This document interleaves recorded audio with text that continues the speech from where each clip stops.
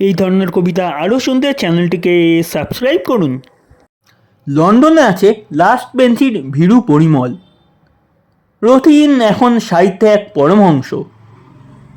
দীপু তো শুনেছি খুলেছে বিরাট কাগজের কল, এবং 5টা চায়ের বাগানে 10 আনে অংশ তদুপরি অবসর পেলে হয় স্বদেশ সেবক। 2.5 ডজন আরশোলা ছেড়ে ক্লাস ভেঙেছিল পাগলা অমল, সে আজ হয়েছে মস্ত অধ্যাপক। কি ভয়ঙ্কর উজ্জ্বল ছিল সত্য স্মরণ, সে কেন নিজের কণ্ঠ কাটল ঝকঝকে খুঁড়ে। এখনো ছবিটি চোখে ভাসলেই জাগে শিহরণ। দূরে চলে যাবে জানতাম, তবু এতখানি দূরে।